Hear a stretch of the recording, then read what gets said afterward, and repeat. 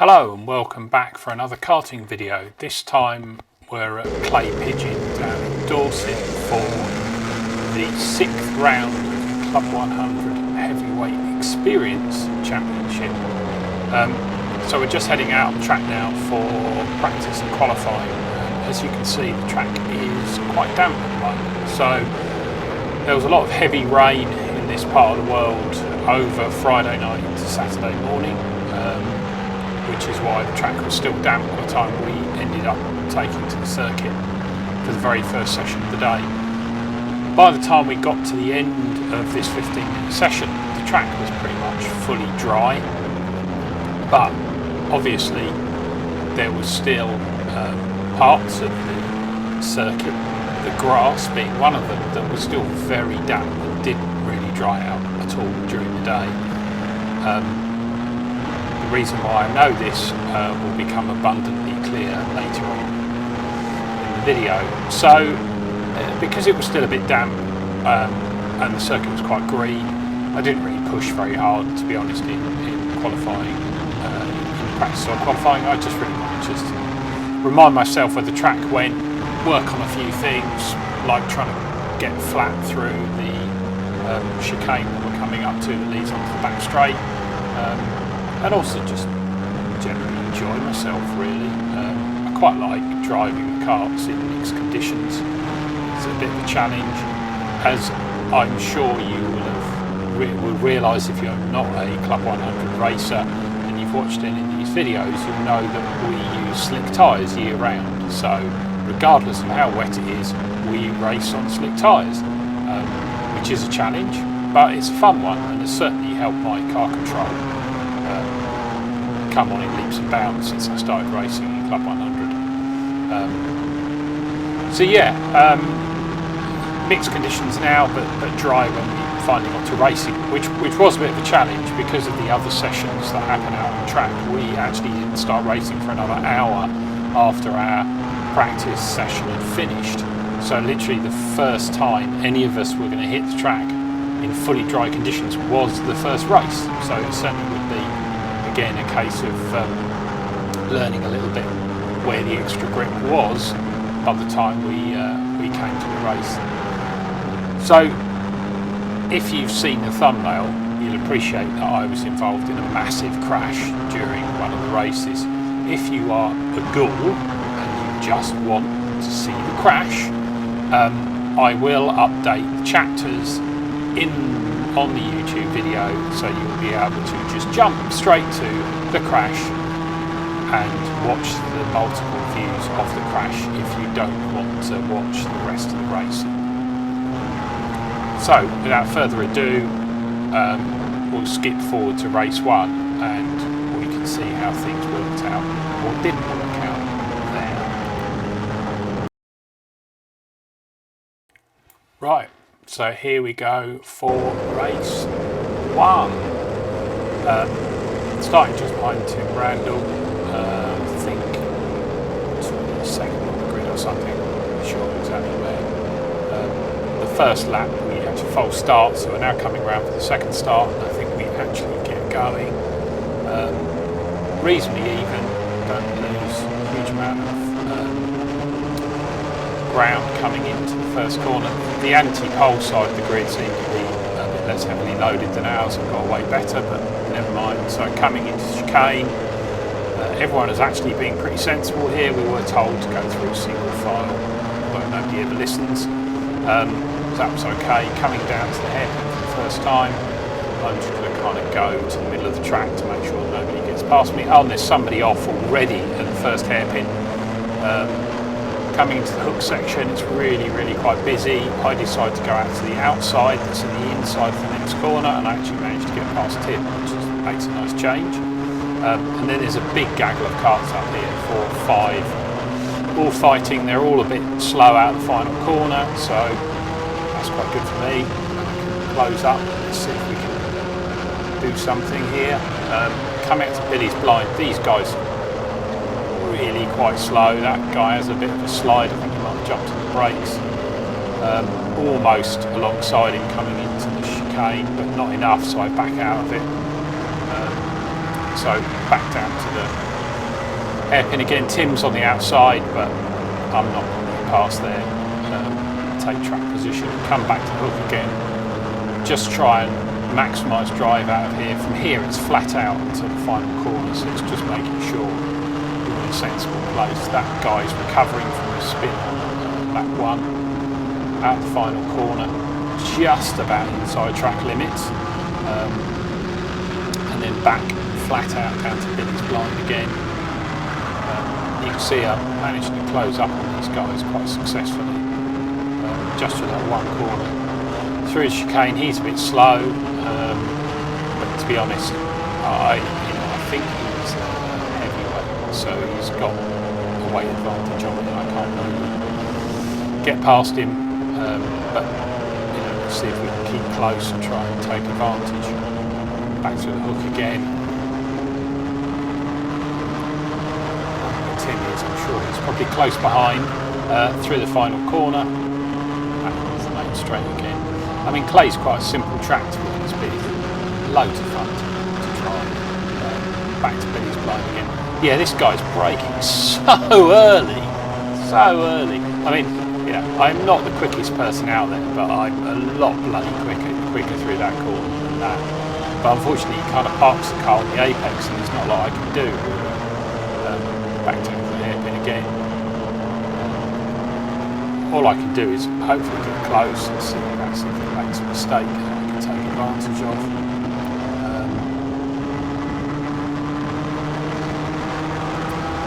Back up to the start finish straight again. He's seriously wide there. He's looking. He's now moving across. Problem is, we're going to come down to Billy's blind again.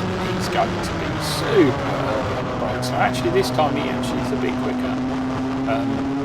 But you can see I'm definitely keeping pace, or maybe even a bit quicker. Coming out of the chicane, could definitely get a better exit. But again, I'm not really able to do anything, and that's because someone is off at the hairpin again. And I believe actually it was the guy who went off on the very first lap, so he's certainly having a good day.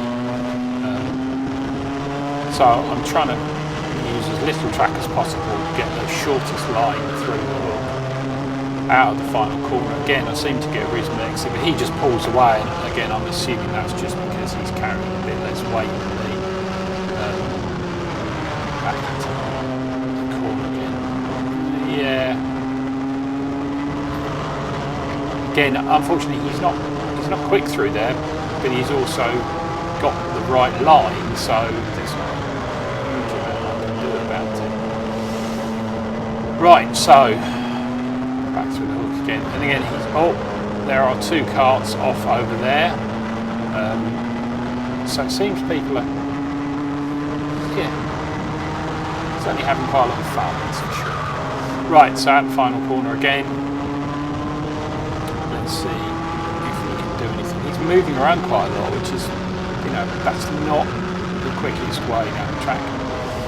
Yellow flag, two carts off.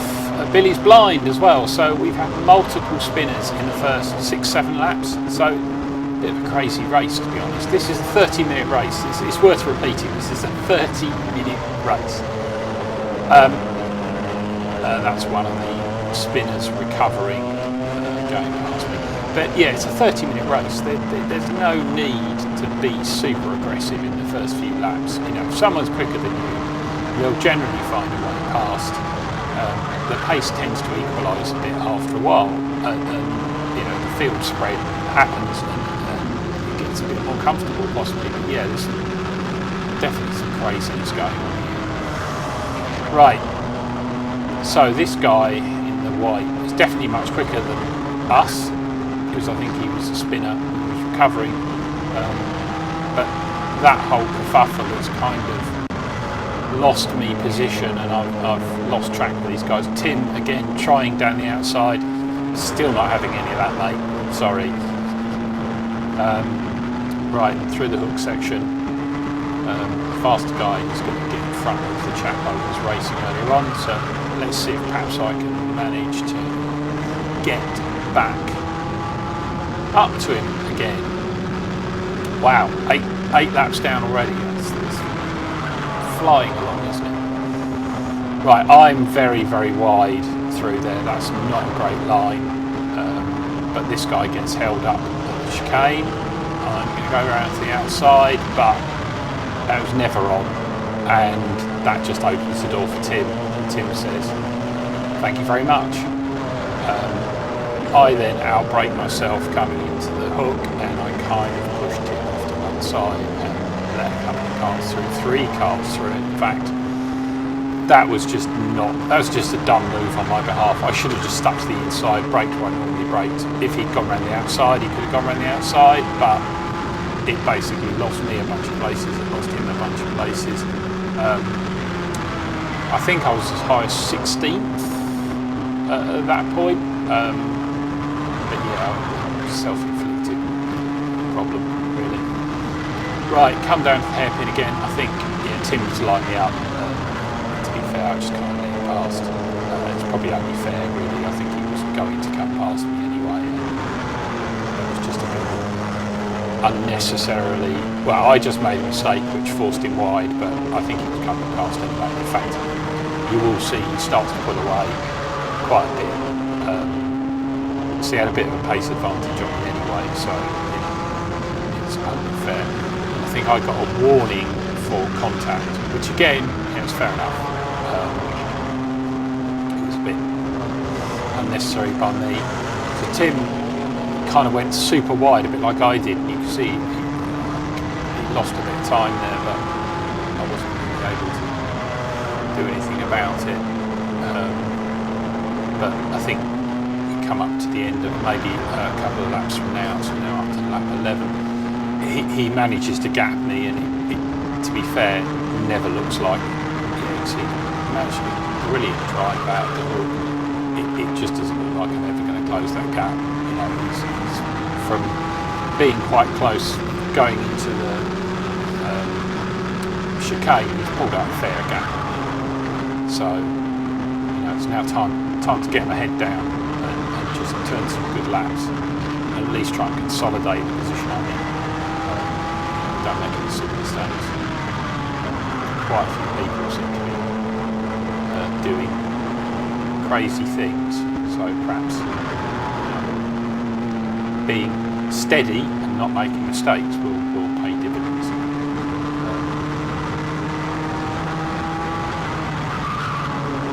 So what we're going to do now is skip ahead to lap 16. So as I said, we've skipped ahead to lap 16, and I'm kind of in no man's land really now. I'm kind of on my own, keeping my own pace, not being threatened, particularly from behind, not really catching anyone. In front you can see that's Tim and a few others a fair way in front of me. So I'm really just trying to run my own race and be sensible. Don't do anything silly. And the pace has been, my pace has been consistent. Consistency is really one thing I don't really ever struggle with, both racing in the real world and also a lot of sim racing I do. I'm able to turn laps quite consistently. What I might lack is that last little bit of ultimate pace. I mean, around Clay, for example, I could do with finding another second. If I could do that, I'd be towards the upper midfield and even be comparable with some of the heavyweights. Yellow flag. We have 1 or 2 carts off the track, so that's good for me. As I said, the main thing is try and be consistent, not make mistakes. Even if you're maybe half a second or 3/4 second slower than some of the guys, but you're able to consistently hit those lap times. It only takes a spin and you can lose 5, 10, 15 more seconds, particularly if you have to get the car off the grass. That can be the difference. That right there, you can easily lose places, a number of places through just one incident, half spin or something, or contact and get a penalty. It can be quite costly. So we've jumped forward again, we're now on lap 25, but sadly this is where things most definitely take a turn for the worst as far as I'm concerned. really is going to be the meat of this video, because after this point there's not a lot of racing for me. So this is one of the faster guys come through here. The leader's already gone past. He's running, I think, second or third or fourth in class, I think, something like that. So we have another faster guy coming through, and yeah, the pass isn't really very clean. So we're going to look at this again from some other angles, and in slow-mo. So here's the faster guy coming past. You know, let me state here, I don't think this is intentional.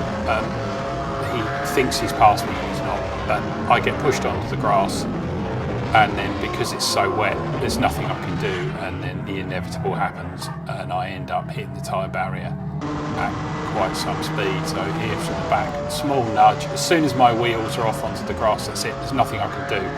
I've got the brakes on, I've got as much steering on as I can give to try and throw the car into a spin, and that is a big, big impact. I'm lucky my head didn't hit the barrier. This is from a car that was following a couple of places behind, so you can get a view from outside of the car. And yeah, there I go. Bang. Yeah, and again, slow-mo, zoomed in. You can see I just drop off the track. There's nothing I can do. I spin, I hit twice, and yeah, it definitely hurt. So, as you can probably hear from the slightly fruity language and from my body language, you know, I'm a bit of a loss as to how I've ended up here. The throttle was jammed open on the cart, snapped off the starting button, so we couldn't actually start the car initially. But yeah, you can see, I'm like, what can I do, you know? But I did. Basically, another one of the marshals came along, he found the starter button, and the car got going again, and I just finished the race. I was 5 laps down.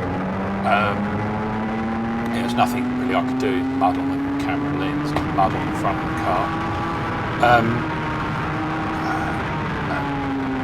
I mean, really, as I say, I don't blame the other driver for the incident.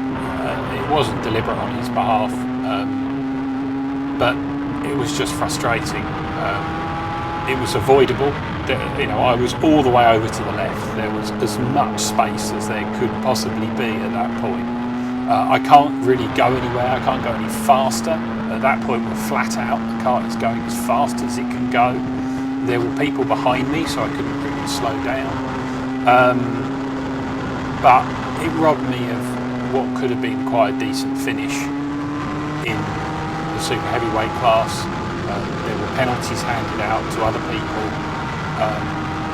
and it would have meant I would have had a higher starting position in race 2. I mean, race 2 worked out reasonably well for me. I'm not going to make any predictions, but I may have been around 3rd or 4th in class, and if I'd been 3rd, that would have been my first podium in Club 100. So really frustrating, as painful as it was frustrating.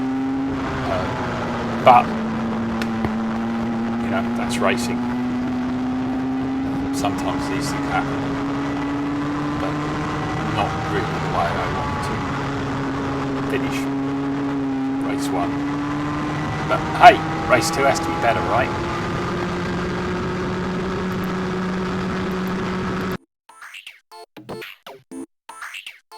Well, what can you say about race 2, really? Other than I didn't start the camera. So there isn't any footage of race 2. I started near the back. I actually made up some positions. Nobody crashed into me, and it was okay. But frustrating nonetheless. I don't have any footage to share with you. But never mind. What can I say? Thank you very much if you've stuck with me for this long and watched the whole of this video. Like, subscribe, all that shit. I'll be back with some more videos, hopefully where someone doesn't send me to the shadow realm. Cheers.